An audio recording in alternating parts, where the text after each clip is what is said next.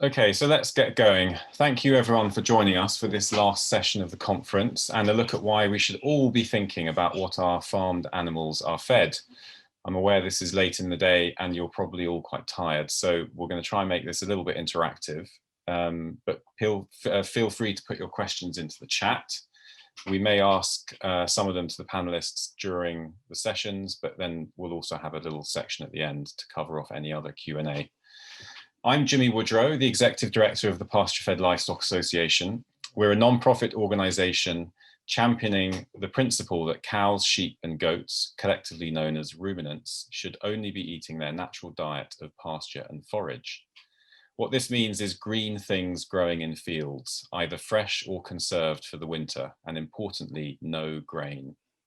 Within our membership, we have farmers, butchers, chefs, vets, academics, and many more food and farming professionals. And we've developed the Pasture for Life certification as a means of verifying that you're buying meat and milk that's been 100% pasture fed. Today, we have a panel who are going to tell us why this way of farming is so important for us all.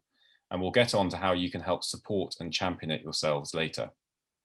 First up, we have Fidelity Weston, a farmer from Kent who has chaired the Kent Wildlife Trust and now chairs the PFLA, who will be telling us about the environmental and animal welfare benefits of this system. We'll then hear from Hannah Davis, a researcher from the University of Newcastle, who will tell us about research showing why meat and milk from these systems is better for you.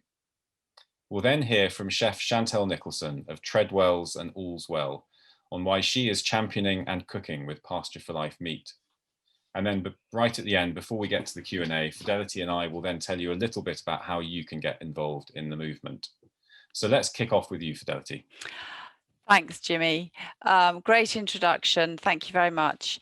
As it's the end of your conference, and I presume that many of you listening to this are actually into your senses, I wanted to start off my talk by giving you a little bit of a sensation. There's no voice over this, and you should hear some beautiful sounds, but having tried it out beforehand, it just might not quite come across as sound worthy as I would like.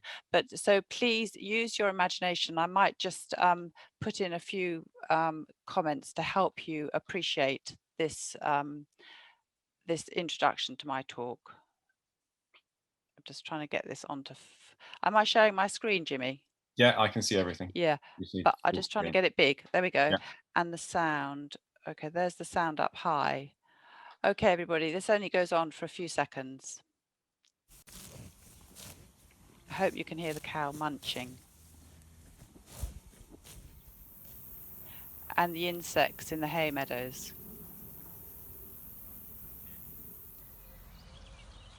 And the bird song coming out of those hedges behind the back of the cattle and from the buttercups. And the sound here of cows gently treading the grass as they nuzzle their newborn babies. And here are the swallows that have flown all the way from Africa to rear their young in our barns before flying home again. So, whoops, I need to get out of that one. So, I hope you did all hear that. You should have heard the cow munching her grass, the cacophony of insects in the wildflower-rich meadows, and the amazing sound and sight of the birds. And the swallows, which we just so love. Every single spring they arrive. They've flown all the way from Africa. And I like to think of them especially feasting on our insects in order to rear their young, often 2 clutches before they fly home again. And really, our cows are at the centre of that. And there are farms like this across the whole of the country. And if we want them to thrive and survive, they need to be supported by consumers. Hold on, let me get this up. Whoops, no, I can't seem to. I'm going to have to go through it one by one. They need to be supported by consumers who can actively choose to buy meat produced by farmers like us. The PFLA, as Jimmy's already said, aims to promote such farmers and also to promote the certification scheme, which is really important for consumers because it's that scheme which, if it's put on the meat and dairy, will tell you that it is genuinely 100% grass-fed. At the moment, you can use the term grass-fed to describe anything that's predominantly grass-fed, which can mean just 51%. So today I want to give you a little view as to why it's so important to aim for the 100% grass-fed. We're going to hear later on from Hannah and Chantal about the nutritional and taste benefits of it. But I'm going to look now just quickly at the animal welfare and environmental benefits of it. Fidelity, just quickly, if you want Yeah, that full screen, there's yeah. the second button in at the top should be from current slide. Ah, brilliant. Well done. Excellent. Thank you. So what does it actually mean to be certified pasture for life? Well, in a nutshell, it means not feeding grain to ruminants. And as Jimmy's already explained, these are cattle, sheep, and goats. This leads to more nutritionally dense meat and dairy. It means an animal is eating its natural diet, so it is naturally good for animal welfare. And it's undoubtedly better for the environment, as acres of cereals are not grown to feed to animals who have this unique ability to turn grass and forage into protein for humans to eat. And actually, it's not just the protein, but it's the hides and all the other things that cattle give us give humans for use in life. We should remember that 60% of the UK is covered in pasture. So it's a resource that's there and nothing else can turn it into use for humans. Since the 1950s, rare grasslands have been ploughed up or managed in a way that has seen a huge reduction in their diversity, with a loss of 97% of our wildflower meadows. You saw in the film at the very beginning just how important these wildflower meadows are for insect life and the whole of diversity. The flower is the bottom partner in the food web. And we are at a very low ebb in this country at the moment, as far as all of that's concerned. But I think most of us in the PFLA, there's 650 members, mainly farmers, believe that this can be restored. But in order to do so, we need grazing cattle and sheep in the countryside. And in order for that to happen, we need farms that can financially survive on this basis. So, oops, wrong. Sorry, Jimmy. Hang on. How do I move to the next? There we go. So I wanted just to tell you today, because again, I think that, I mean, when I'm choosing and eating my meat and dairy, I now really love thinking about where the farm that they've actually come from, and also thinking about what an incredibly natural life the animal has led. As a group of farmers, we've all become very, very interested in our soils, which are probably going to be at the heart of everything for the next 50 years. We have to get our soils into really good condition.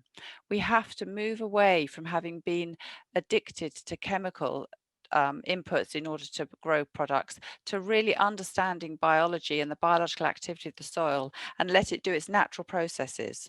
So here in this picture here, I just put this in because I wanted to show you the difference. On the right hand side, you can see a really healthy, lively soil with loads of pores in it. There'd be thousands of mycorrhizal fungi working away in there, little minute invertebrates that you can hardly see, but also much bigger ones. And then on the left of the photograph, you can see a really solid mass of just earth, which has probably been ploughed a lot. It's very compacted and not really very good at all. So us Pasture for Life farmers are definitely aiming for the right and not thinking that the left is good enough. We've become obsessed by all the wildlife that lives in our farms. Here at Rumshed Farm, we do visits for school children, and there are two facts that I particularly like to tell them all. They arrive on the farm and they see a landscape full of sheep and cattle and chickens. Yet I feel I need to tell them that actually 95% of animal life on our farm is underneath our feet and in the soil, and it can't be seen. And the other fact is that we actually probably only understand about 5% of what is going on in the soil. So it's a real science in the ascendancy, and it's a really exciting time to be involved in learning more about soil and how it's going to be so critical to combating climate change. I put this photograph in because this is a dung beetle. So a little teeny weeny dung beetle is probably a few millimeters long, and this photograph was blown up 100 times by a friend of ours who's a photographer.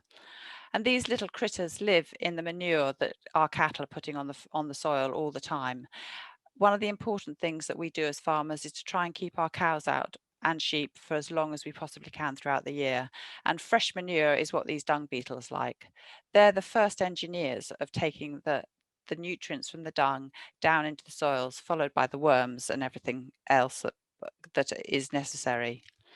This is a picture, again, 100 times, of the front of a dung beetle. I mean, it's like it's extraordinarily beautiful with the little hairs on it, and it's like a great lobster that's going to dig its way down into the soil. And again, as a group of farmers, we're all becoming interested in learning about what's going on under the soil, because we know that this natural process will help us with what's going on top of the soil and make our farms more profitable. So we've become rather obsessed with the soil food web. And that's really what we want to encourage. I think that when we were all at school, we all learnt about photosynthesis. And if you imagine the grass on the ground underneath your feet being a huge solar panel, the longer you can leave that grass to grow, the better it photosynthesizes, the deeper the roots of the plants will go. And the longer rest period you give it, the better it is for biodiversity and the building of the carbon into the soil. These are all new methods of farming that many of the PFLA members are really keen to pursue. So this is my final photograph of this particular part of my talk, but I think that, and I took it this spring, the cattle are just calving now, and you can see what a wonderful scene this is. This is how healthy, high animal welfare animals should be living. So as I said earlier on, we need to be able to, as consumers, identify that in the market. And for us at the PFLA, we've got the Pasture for Life certification scheme. So I hope that many of you in the hospitality business will start to hunt out that certification scheme and try and make sure that you can source as much as you can from our farmers, giving your customers the highest quality of goods and hopefully the tastiest as well that you can imagine, which we'll talk about more later on. So back to you, Jimmy. Happy to take any questions now if anyone wants them. Thanks, Fidelity. I thought I would pose you a question, and obviously we're coming from within this movement, and so a lot of this is relatively easy to understand for us. But if you were putting yourself in the mind of someone who doesn't know very much about this, and you're driving along a country lane, beyond the concept of feeding grain or not, how would you kind of describe the key differences between pasture for life farming and mainstream farming to a kind of lay person? What are the things they should be asking about, looking out for when they're either driving down the country lane or frankly in a butcher's shop? So I think if you're driving down the country lane, I think the main thing, Jimmy, is that if you're certified pasture for life, you can't rely on any other inputs other than the forage that you grow on your farm to feed your animals. And actually, what that means is that you have to become quite innovative about how you manage your grazing. So it's very easy to reach for the grain bag and say, I'll just quickly finish my animals off on a piece of grain because frankly, it's quicker and it's easier. But as we'll probably hear later on, it's reducing the nutrient density of your meat. It's also probably affecting the flavor of it. So I think that you're going to be driving past farms that by definition, they've got lots of animals out there. They will have grass coverage for a much longer season than you might at on other farms. You'll have far less machinery around. The animals should be in their natural condition very healthy. So if you're in the butcher shop, I think the most important question you should ask them if they know where their beef has come from or their lamb, and ask them specifically if they've been finished on cereals or grass. And that word finish, again, it's something I know lots of consumers don't understand. What it means is the last few months of life when many animals have been reared on grass right up to that point, and then they're put in barns, and the last few weeks they're fed cereals because you can get the finish quickly, you've got much more control over it. So I think that's a really key question to ask your butcher. Are they 100% fed grass or forage, whatever you want to call it, throughout their lives, i.e. no cereals at all? Great, thank you for that. I think we'll move on now to Hannah and perhaps come back to some of these questions at the end. So Hannah, do you want to step in and share your screen? Of course. So hi everybody, and thank you Jimmy for the intro, and thank you for having me here to speak to you today. As Jimmy mentioned, I'm a lecturer at Newcastle University in generally sustainable livestock production, but a large amount of my research has gone into looking at the milk and meat quality under grazing-based management. So what does that mean exactly? We will have a look at. It'd be great if you could let me know what you think. Put something in the chat. What in the hospitality business is meant by milk and meat quality? Stick something in the chat, let me know what you think, but this is where I'm at. So to farmers and the dairy industry, milk quality generally means that there's more than 4% butterfat and more than 3.3% protein and a low somatic cell count, and that's indicative of the health of the cow. And meat quality, as Fidelity just explained to us, is generally the carcass quality or the finish. So that's to do with the fat and to do with the marbling and to do with the conformation of the cow. Sorry, I'm just going to move my screen a little bit.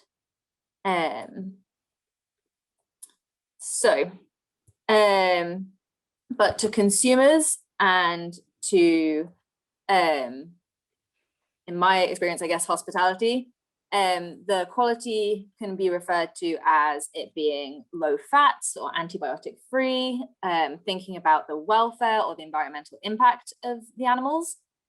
But to researchers at the moment, milk and meat quality really is to do with a combination of what the farmer and the consumer prioritizes, but also this fatty acid profile and the micro and macronutrients. And the fatty acid profile is very important, and we will come to that next. So the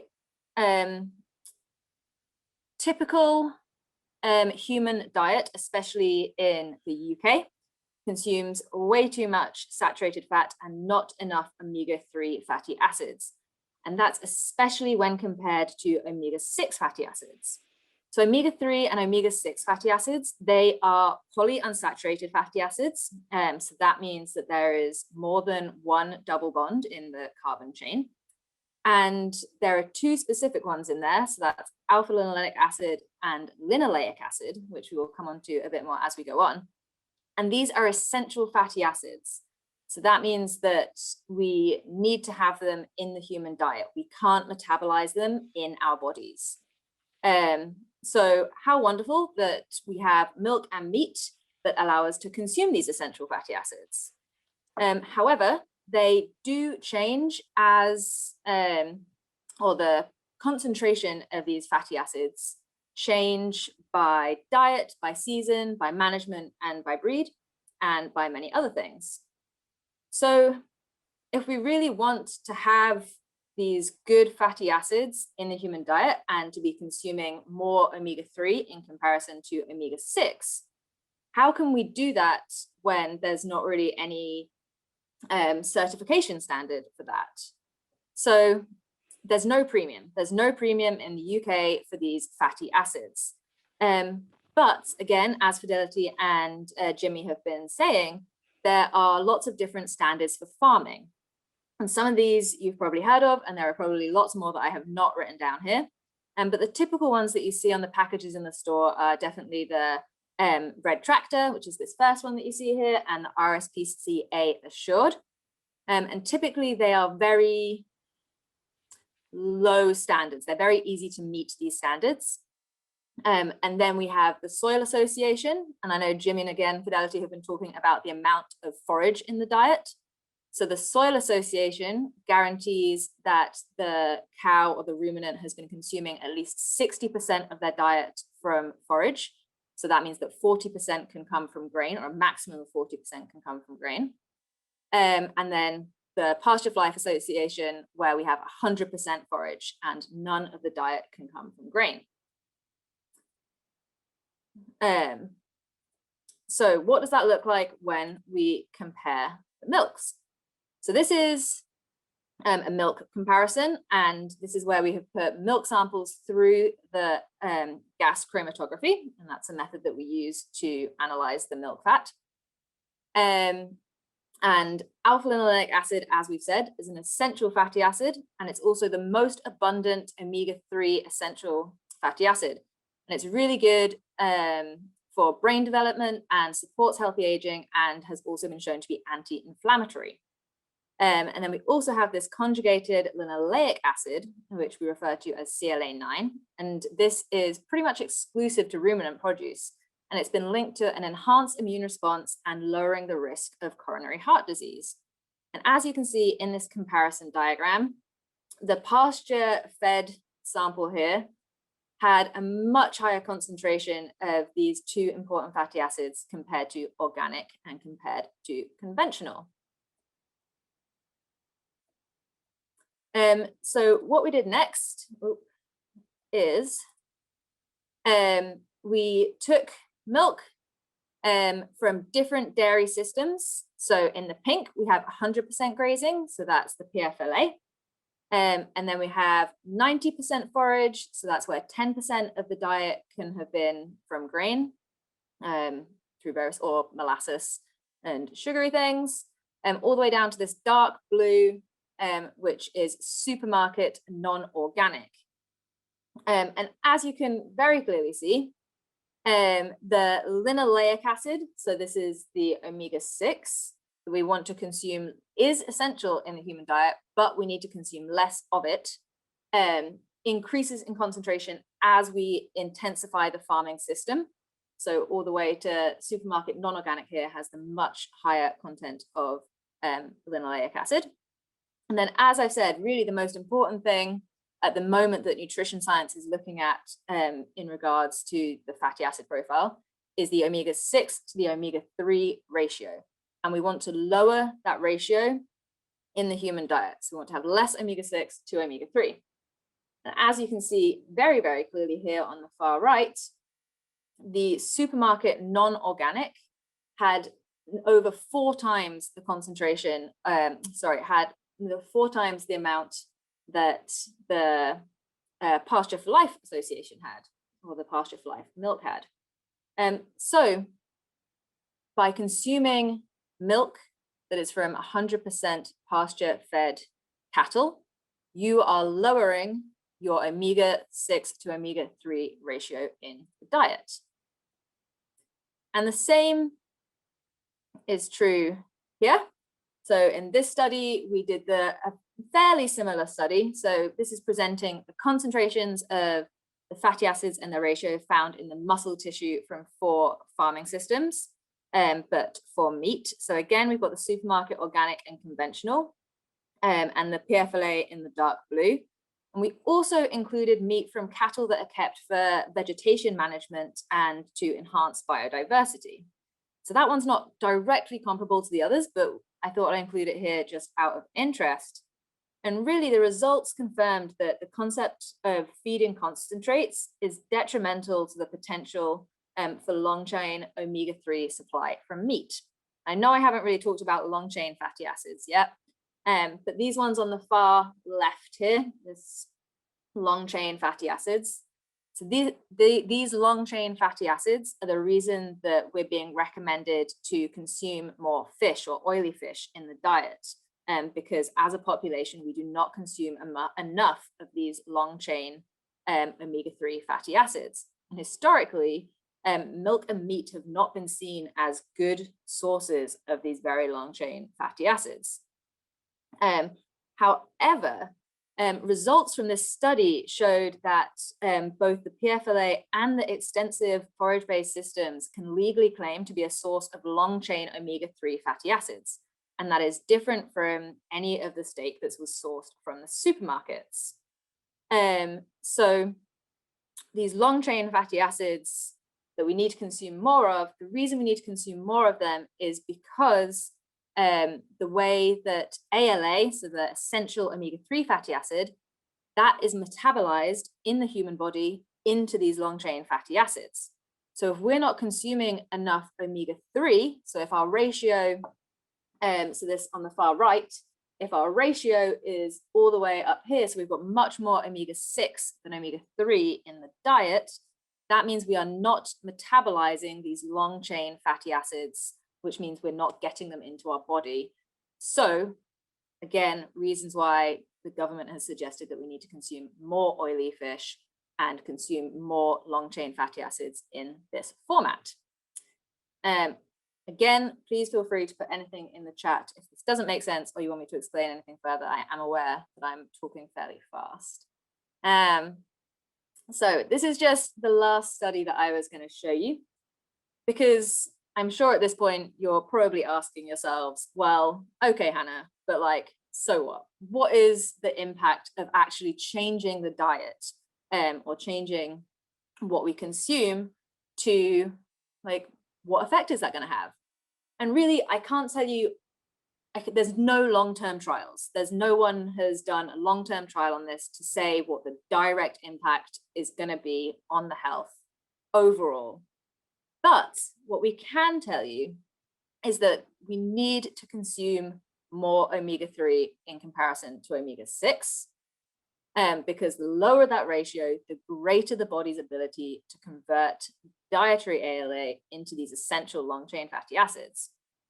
And I appreciate that this graph is confusing and is not the best presented, and you can blame the authors of this paper, but this study modeled different LA and ALA intakes in the daily diet of moderately active 19 to 30-year-old women across these 36 different diet scenarios. So 18 of the diets had a typical high LA foods, such as margarine and foods containing soy oil, and 18 mostly identical diets, but with foods lower in LA. So that's this one on the right. So they had pita chips instead of corn chips and margarine made with canola oil instead of soil. And then within each of those two cases, there were 3 levels of fat intake. So that's the different colored ones. So that's 20% fat, 33% fat, and 45% fat. And 2 levels of dairy product consumption. So it's high and low. So that's these ones on the bottom here going mod high. So that's looking, so that's 3 portions of dairy per day or 4.5 servings of dairy per day. And all managed under conventional, organic, or grass milk. Sorry, so this is an American paper, and the grass milk is equivalent to the PFLA. It's 100% forage fed, just the USA version. So what they found was that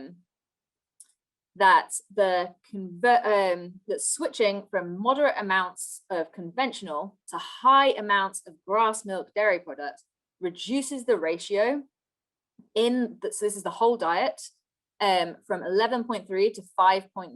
So that's a 47% reduction in this ratio. So that would have a big impact on the diet and the overall ratio that you are consuming. So again, what impact might this have?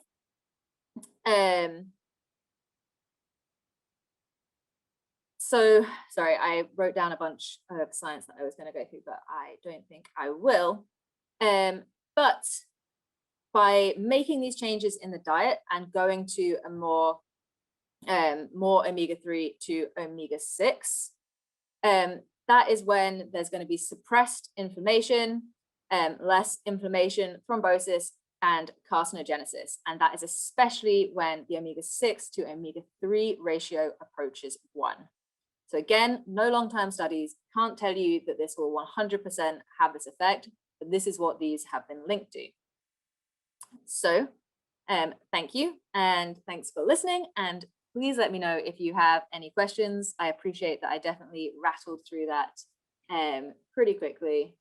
And that was a fair amount of intense science, given that you are coming to the end of 2 days of Zoom. So let me know what you think. Thank you so much, Hannah. I thought you were crystal clear from where I was coming from. I do have one question for you, which I think for me points to perhaps where we're going with food and nutrition. To what extent do you think I suppose, do you see a future where food will be valued on the nutritional content that it brings? And how easy would that be for the science to kind of pick up to that consumer level? Yeah, easy. In the United States, this grass milk that I showed you in that previous slide, so that is Organic Valley's crop standard, and they get a 15% premium above regular organic milk, or the farmers get a 15% premium above regular organic milk when their milk meets a certain standard. So I think it has to be, the ratio of omega-6 to omega-3 has to be under 1.1. There has to be something like 1.3 milligrams of omega-3 and something similar for CLA9. So that's a fairly straightforward way of implementing that standard and making sure that milk hits a certain quality.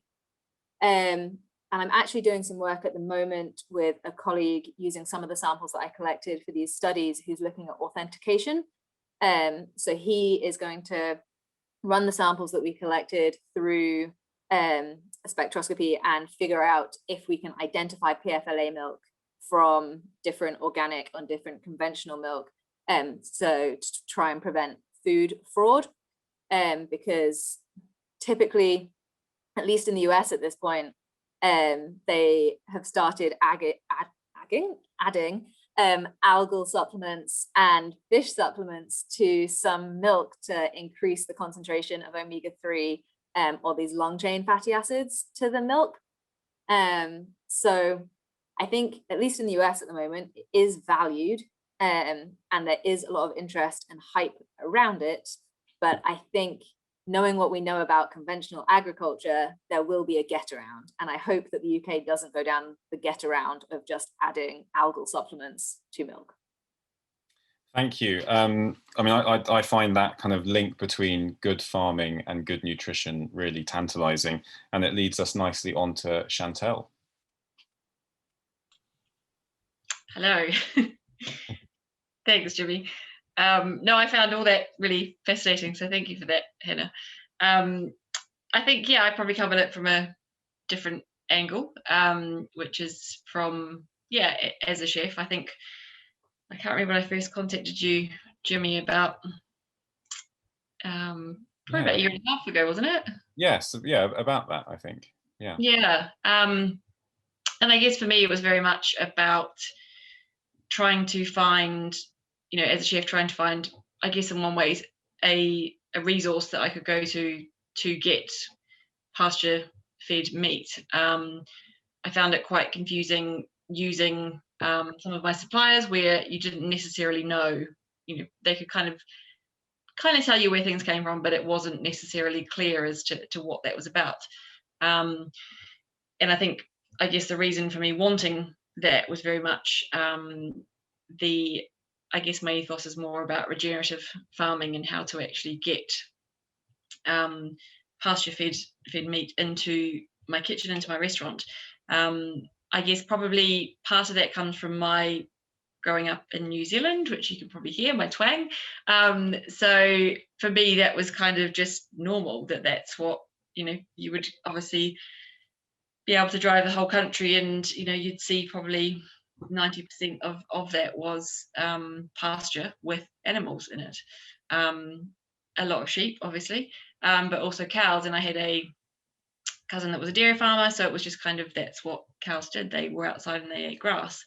And I think for me moving forward, it was very much about the idea of provenance too, and actually understanding exactly where my meat came from and who was rearing it. And I think coming from New Zealand, I guess I knew, and having farmers in the family, I knew how much work goes into it all, really. And it's very much a lifestyle. And actually, I guess wanting to kind of appreciate that and kind of champion it in many ways. And I think at the end of the day, for me, I'd get excited when the meat would come in and I knew where it was from. I think last year July last year we visited Horton House in Wiltshire, and met the family, met Johnny, and it was just for me to actually see where then my veal that I got in, kind of whenever in my lamb, I knew where it came from, and I knew how much care and respect had been given to these animals, and I was, for me it kind of closed that circle of the fact that this is what I want to serve in my restaurant, and this is what I want to shout about and let people know as to where this has come from. And I think also one thing that you mentioned as well, Jimmy, is that it tastes amazing, and I think that's also one of the pointers. In I got some veal bones in earlier this year from Horton House, and it just this amazing clear fat was just absolutely incredible, and for me that's where all the flavor is as well. So it was just kind of, it's this I guess journey to be able to serve that type of meat in my restaurant, and find a way to be able to do it, which is why I originally became a member and connected, and I think from my perspective it's about wanting to do more of that in many ways, and finding that kind of one. I think the one of the drawbacks, or one of the challenges I would say of I guess trying to source amazing ingredients and produce in line with an ethos is the time it takes. And I think that's why, to be able to have a resource that you can go to that it's almost that level of trust is there already, and respect, that it's kind of a no-brainer that right, that's where you go to, and this is where you can get your meat from that ticks all those boxes really, and tastes absolutely incredible, of course. So I guess that's kind of been my journey with it so far, and I know there's things in the pipeline to be able to move it all forward and connect with more chefs and restaurants, which I'm really excited to see how that takes shape. Great, thank you. I mean, I guess one question that we think about all the time is what's going to be the key things that will get chefs on side. And you've obviously spoken about flavour and the environmental side. Did you have a sense of which, and maybe it's not binary, but which chefs on the whole will go for? Should we be prioritizing the kind of flavour aspects of Pasture for Life more than the environmental ones? I mean, I think at the end of the day, flavour does, that's what we want when we're serving food. I think the fact that there's almost a, I guess similar to what Hannah was almost talking about, there is kind of a bit of a scientific proof that actually things will taste better. So I think that it's very much a two-pronged attack, because it's very, they kind of align with each other, I would say, and I think people are now a lot more conscious about where things are coming from. So it's kind of the right time to be able to kind of champion it, and hopefully I think that the true value of food, of what it is, to be able to showcase that as much as possible. And I mean, perhaps a related question, which is something that I guess some of us within the PFLA feel quite strongly about, the idea that meat from different farms can have a different flavour, almost akin to how we see things like wine and cheese in the cheese world I used to work in. Is that something you see that could take off? Absolutely. I think that's a lot of chefs are looking for a point of difference, and I think also a lot of consumers or restaurant guests are wanting to know the story behind how things got there. And I think to be able to talk about the different flavor profiles that come from various, whether it is some of it's the soil, some of it's the actual what the crops are, what the what's grown, for me to just go and see the fields at Horton House, and for Johnny to be able to pick out, say, this is the chicory and it's amazing because of its root structure and just all that kind of stuff, and see how it just looks lush. It just looks like it, you want to eat it almost. So I think that's a really a unique selling point, actually, that you can kind of say, well, actually, this has more, this farm has more clover, this farm has more chicory, therefore there could be potentially, differences in how things taste at the end of the day. Great, thank you, Chantal. That was fantastic. So this leads me on to the next section, which Fidelity and I will take you through, which is all about how you can get involved in this movement that we're building. As I mentioned, the PFLA is in essence a community, and we've been able to punch well above our weight because of this over the 10 years that we've been operating. Our aim is ultimately to change the way we farm animals here in the UK for the benefit of the environment, the animals, and ourselves, as we've been hearing. And all of this really is going to come about through the power of this community. I myself have spent 10 years working across the food system, including in hospitality. And in my eyes, the businesses that have been the most successful and resilient to shocks, which is obviously important in the last year that we've just had, have had community at their heart. Successful food communities, in my eyes, encompass everyone from the paying public right the way back down the chain to the producer, and encompass all of these people in an active group. Businesses or organizations that do this well seem to me to be vibrant, strong, and brilliant places to engage with, and not to mention work for. What this all means at the PFLA is our members coming together to collaborate, formally and informally, and to help each other improve. We've just launched 10 regional groups around the country, and we have ambitions to put 10 more up in the next year or so. This isn't just true, this collaboration isn't just true at the farming level, but also for butchers, chefs, and even vets who we see collaborating within our network. Relationships are built and problems are solved. This is a bottom-up approach, and this is key to how we work, and we also think key to how we've been able to be successful so far. So ultimately, my appeal to you all is to get involved in our community. If you buy red meat or just care about the impacts of meat production on the planet, then our organization is for you.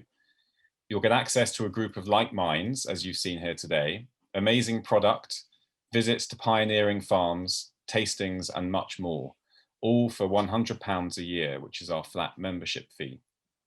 So those of you who are thinking, particularly if you're a restaurateur, I've already got a great supplier, I don't need a new one. That's completely valid, and we're not actually suggesting that you should all be looking to drop your suppliers. In reality, what we want is for your suppliers also to become part of the community and conversation, to understand the importance of what animals are eating, and between the three of us as a team to help change things for the better. So I'm now going to pass quickly back over to Fidelity, who's going to give you a little teaser about some of the tasting events we've done in the past. And hopefully, once the COVID regulations fall away, that we will start doing so again. Hi, everyone, again. I'm just going to see if I can you see my screen here? Yes, I can. Okay, I'm just trying to move on to my next slide. I mean, it doesn't, oh, there we go. Okay, so yes, Jimmy, thank you very much. And Chantal, there was so much you were saying there that I wanted to respond to, so I'm going to do a little bit now.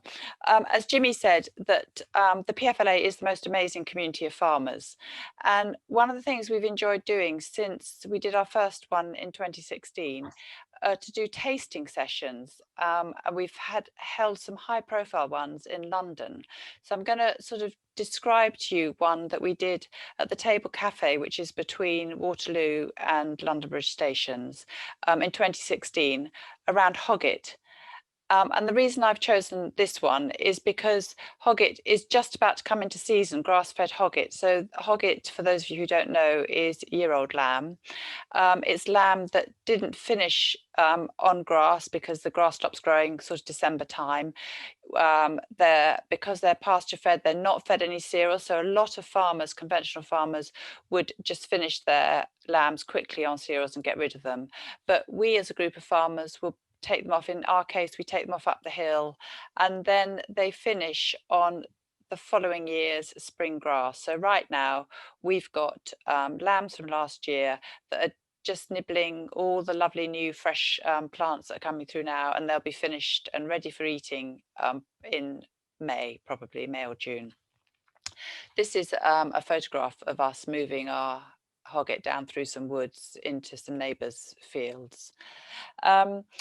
So the amazing thing about this tasting event we did, this particular one, is that our farmers not only sent their individual pieces of hogget shoulder down for cooking, but they also came themselves. And so we had this wonderful evening where the chef Sean at the Table Cafe had cooked 6 different hoggets. We had, I'll probably hardly be able to remember, we had Cotswolds from the Cotswolds, we had Herdwicks from Kent, which is a bit strange, but we had Swelldales from Yorkshire, we had a couple of others as well. They were all totally different. They were all 100% grass-fed. Oh yes, we had Welsh lamb from Wales, and those are our hogget this year actually from Kent. This is the Table Cafe hogget. So we'd roll up at the restaurant, Sean having cooked our hogget, and us having sold tickets, in fact, for this event. Now, when we first started doing these tasting sessions, one of the first things we realised, Chantal, I was particularly interested in this, we hadn't got the vocabulary for describing meat. So we have the most amazing range of vocabulary for describing cheese, wine, all sorts, but we actually don't have it for meat. And one of the first challenges was to try and get that sort of vocabulary going. So when we do these tasting sessions, we actually find it necessary to give people a few ideas of words they might be thinking about when they're tasting their meat. So we do a little tasting sheet, which you can see there in the photograph. And some of the words that came out at this tasting at the hogget session, the Cotswolds from Cotswold were described by the farmer who farms them. He says they like great big lazy Labradors and they hardly like moving at all. And their meat tasted, here are some of the descriptions: buttery, light, smooth, soft texture, creamy, sweet, succulent, very pale in colour, livery, gamey, melting, sweet and creamy. And then compare that to the Swelldale, which I have to say, I remember this was my absolute favourite, but the descriptions coming from those were quite dry, stronger and more full-bodied than Cotswold. Dry, gamey, darker in colour, stronger flavour, more muscular. I could taste that the hogget had been running up and down hills. Tastes a bit like kidney, smoky, drier, more textured than the previous one. These were all phrases that the guests were coming out with. So we'd go through each of the shoulders, tasting it and asking people to think of words for it. The whole evening is extremely good fun and we all learnt a lot. You were sort of suggesting earlier on about how the flavours are possibly different from farms. But I just want to tell you briefly about a tasting we did in Tunbridge in Kent, which is near where we live, which I would say, because we're also tasting different breeds, so some people might say the flavours are actually in the breeds as well as the land. But I'm absolutely convinced after this particular tasting that it is in the terroir, it is how they're reared. So we at our farm here, we lost a calf at birth. So we quickly fostered on to the sad mum a dairy cross calf that from the day it arrived on the farm was reared alongside our Hereford cattle for 2.5 years. So we had the opportunity to taste 2 totally different animals off our farm. We decided to compare this to 2 longhorn animals, one from the chalk grasslands in Surrey and the other from quite a woody conservation area in Wiltshire. And the outcome of all this, frankly, was that nobody could tell the difference between our 2. So our dairy cross Angus tasted almost exactly the same as our Hereford, but the 2 longhorns couldn't have tasted more different. So I think there's a lot to be said for encouraging people not to just think about it tasting better, but actually doing the thing you were saying, Chantal, about trying to taste the difference and actually also trying to really think of the flavours that go into it, because it's surprisingly hard with meat to be thinking of terms to describe meat flavours. It's not something that we're used to doing. So we've probably done 6 of these tasting events over the years. We absolutely love doing them. The hospitality business seems to like doing them, and it'd be really great to have a few more restaurants who'd like to host them, be up for cooking the meat and basically helping us to organize the evenings. It's a really nice way for farmers from all over the country to come together and promote their meats. Each time we ask the farmer to present their meat, describe how they've been brought up and reared, and we often end up with a great discussion at the end of the evening, just talking about farming and food, and it's just a really congenial evening. So that's the sort of community event that we like doing at the PFLA, and we'd love other people to join us. Thanks, Fidelity. We've got a few minutes left, and I thought maybe I'd just pose a couple more questions. So one to Chantel. To what extent do you think, I mean, I think it's one thing to get a chef or a butcher to kind of buy into these ideas, probably because they're already working in this sector and they're that step closer to the farm perhaps than your average member of the public. Do you think this is something that you're seeing in your diners? Are they looking for these sorts of stories and I guess details around pasture fed and what the animal's been eating and perhaps the breed? I think it's probably we do get the odd question, but it's not one that's kind of asked too often. But I think that sometimes there's an expectation on, if you're kind of shouting about what you're doing and the things that you're doing, that there would be an expectation or an assumption that that would be potentially the case. I think from my perspective, it's something that we actually named the farm so it's Horse and House Farm lamb ribs. I had on it Allswell, and I think the guys know if they get asked the question of, well, what is the Horse and House Farm, and they can say, oh, actually, Chantal's been to visit, and it's an amazing farm, pasture fed farm in Wiltshire that we work with. So I think it's a sense of I think that there's definitely some curiosity there, but I think it's a useful tool for restaurants to talk about. And I think people, that's what restaurants kind of need, especially right now, is that kind of USP, and how can they, everyone loves the story. And if you can talk about the fact that you visited, what you saw, there's photos of a visit, I think that can only be beneficial. There's a really interesting question here, Jimmy, on the chat. Have you seen that? Yes, I saw that. Yes. Yeah. I mean, I think that is a really interesting point, that basically what this question's saying is that the larger operating food services businesses would be, if they were getting the PFLA hogget, say in our case, and they didn't know where it was from, it was just certified pasture for life, each piece would taste different because they've come from different farms. So I think that's an interesting point. And in fact, they would taste really different. If you're sitting around the table, we were amazed at how different these hogget shoulders all tasted. I would say that it's not a question of lack of consistency, because they were all consistently incredibly delicious, and they all cooked out really well. And Sean, who cooked them, said he particularly liked the way they cooked out.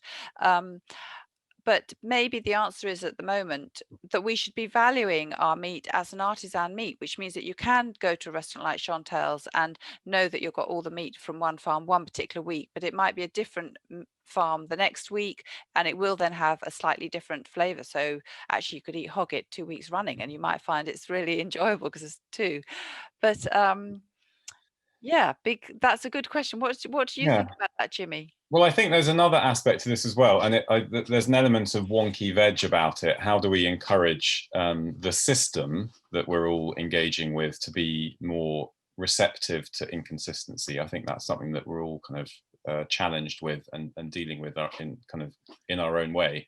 But I think the other aspect is I suppose the climate and biodiversity crisis that we're all having rammed down our throats for good reason at the moment. And I think what that's doing is it's slightly upsetting the apple cart. So that the normal way perhaps that I would see premium product moving through the system would see it being perhaps adopted by chefs first as the kind of early adopters, then moving through the independent sector, and then eventually ending up in the kind of more multiple food service, perhaps supermarket end of things. And I think the climate crisis in particular is forcing all of these actors to look at these issues at the same time. And I don't think we're going to see a linear response in the way I've just described. So for example, Fidelity sits on a board, a kind of national advisory board for what is ultimately big food service ideas, which, well, I guess through which we see real interest in some of these principles from, you know, people like the Crown Commercial Service, i.e. the people who are responsible for all of the government food purchasing. We also see interest from some of the large and often global food service catering businesses like Compass Group, and I think that's fantastic. So I think it's going to be really interesting to see how this develops and to see who gets there first. And it might be that you see, conversely, a food service company with their big ability to procure at scale and make things happen to kind of get there first and actually almost put the independent sector slightly out of place and force them to play catch up. So I think that's an interesting thing to watch. So thank you for that question. I think we've actually got to the end of time. So Sarah, I don't know if you're still on. Should we? How does the ending work for this?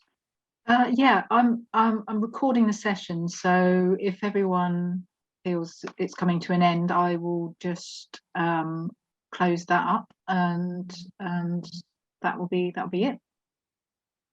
Brilliant. I think there's meant to be a kind of ending drinks party now, if you want to attend that. Otherwise, yeah, there is. I can put a link to the. I'll whack a link in the chat here for that, for if anyone wants to join that. There's a cocktail shake-up. Well, thank you all very much for joining us this afternoon. That's really nice to meet you all. Thank you so much. That was a really interesting conversation. I work for the Sustainable Restaurant Association. Chantel's businesses are members of ours as well. So yeah, very much playing devil's advocate there. But yeah, I know it's the kind of question that it's such an the bigger food service businesses will ask. Yeah. Yeah, it's such an interesting question. I think your phrase "lack of consistency" is a very negative phrase, isn't it? And of course, so we'd say they're consistently all absolutely delicious. They consistently cook well, and so in a way, it's proof of the pudding that Sean, who's actually they're also a member of the Table Cafe, is a member of the Sustainable Restaurant Association.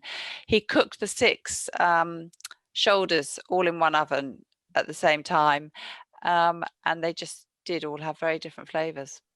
It's great because it made us think about the meat more than the sauce.